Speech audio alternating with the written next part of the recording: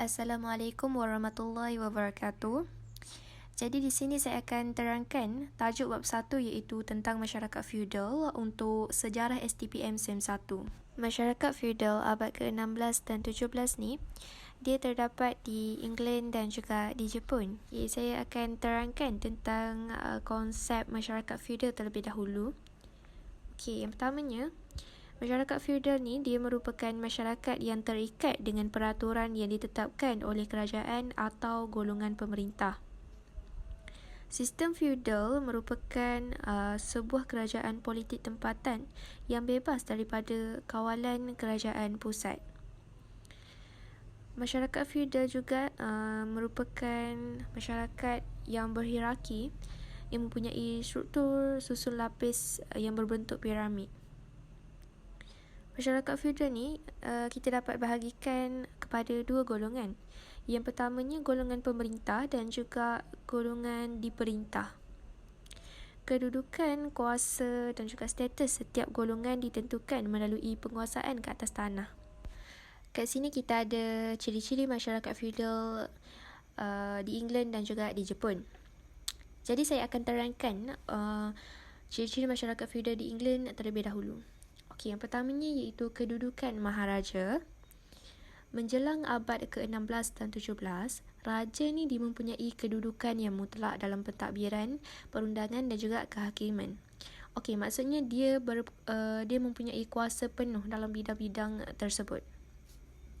Raja-raja dari dinasti Tudor dan Stuarts dia mengambil pelbagai langkah bagi mempertahankan kedudukan dan kuasa mutlak raja.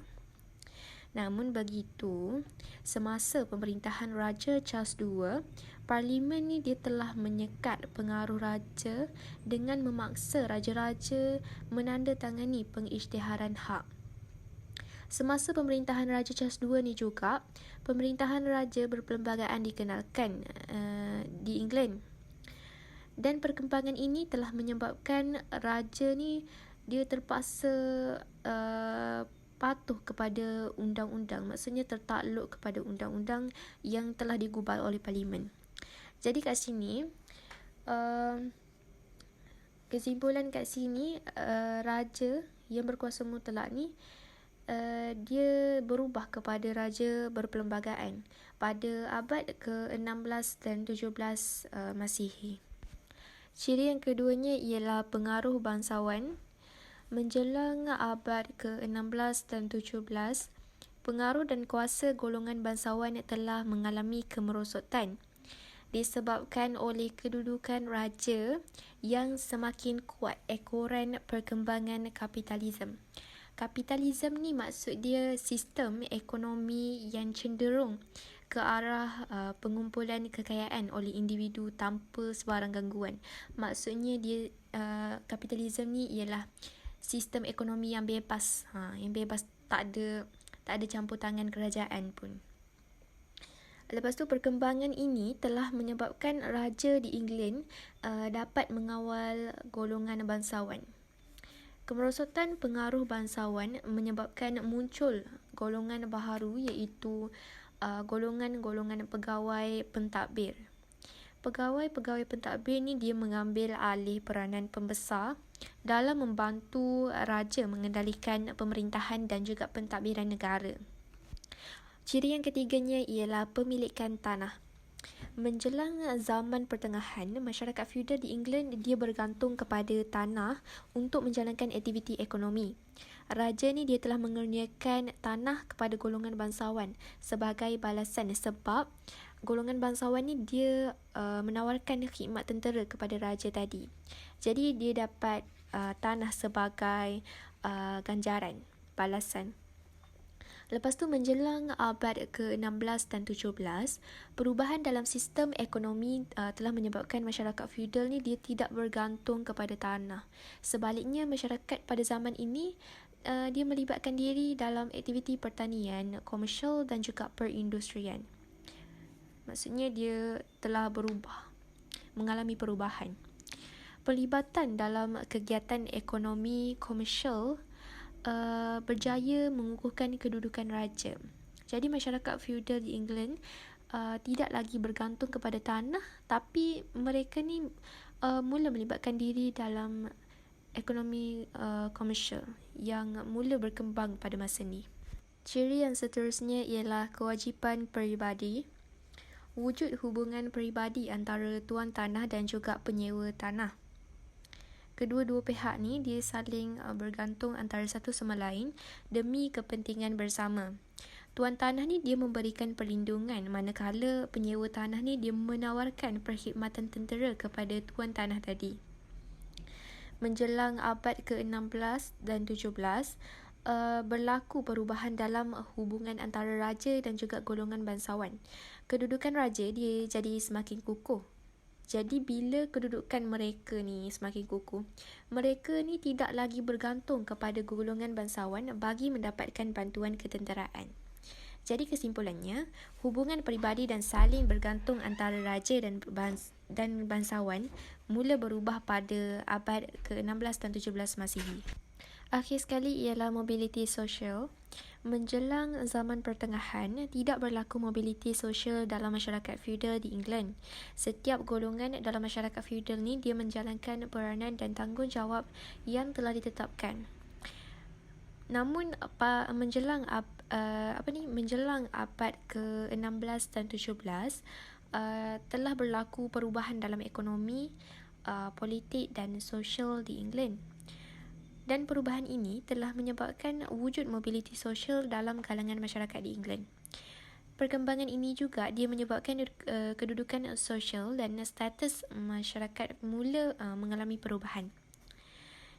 Tambahan lagi, muncul golongan pertengahan dan golongan kelas menengah dalam masyarakat feudal.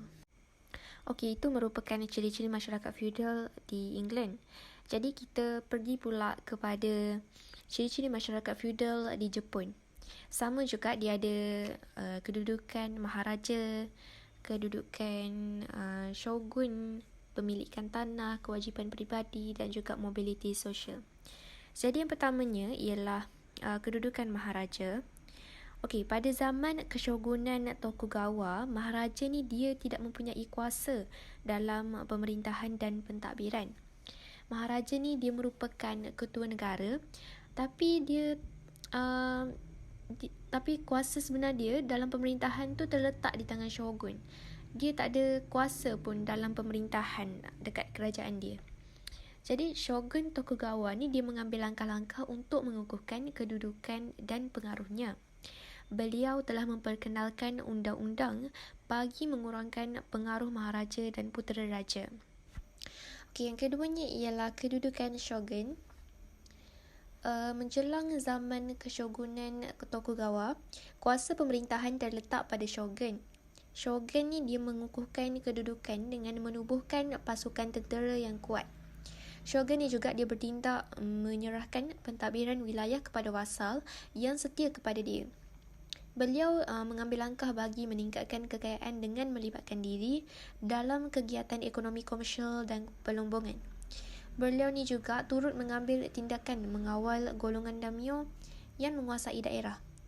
Jadi kesimpulannya, shogun ni merupakan individu yang sangat berpengaruh dalam politik dan juga ekonomi pada zaman feudal di Jepun. Ciri yang seterusnya ialah pemilikan tanah. Pada zaman Tokugawa, shogun telah menyerahkan tanah kepada tuan tanah iaitu daimyo yang setia kepadanya.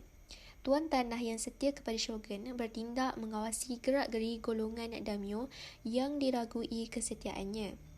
Tokugawa Ieyasu telah mengambil langkah untuk merampas tanah daripada daimyo yang menentang pemerintahannya.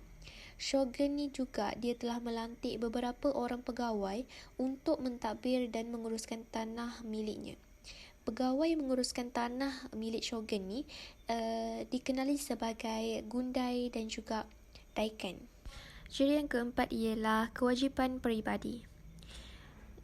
Jadi dalam masyarakat feudal di Jepun, dia wujud hubungan peribadi antara shogun dan daimyo. Shogun ni dia akan menyerahkan tanah kepada golongan daimyo yang setia kepadanya. Jadi sebagai balasannya, daimyo ni akan membantu shogun dalam mengendalikan hal pentadbiran dan ketenteraan. Jadi dalam hal ini, kedua-dua pihak iaitu shogun dan daimyo, dia saling bergantung terhadap kepentingan bersama. Ciri yang terakhir ialah mobility sosial. Masyarakat feudal di Jepun pada abad ke-16 dan 17 terdiri daripada beberapa lapisan, dan setiap lapisan dalam masyarakat feudal ni mempunyai kedudukan ekonomi, sosial dan politik yang berlainan. Kedudukan dan status masyarakat ditentukan berdasarkan keturunan dan sistem kelas. Dalam masyarakat feudal di Jepun, perubahan dalam status dan juga mobiliti sosial ni dia jarang berlaku. Tak sama macam di England. Jadi itulah antara ciri-ciri masyarakat feudal di England dan juga di Jepun.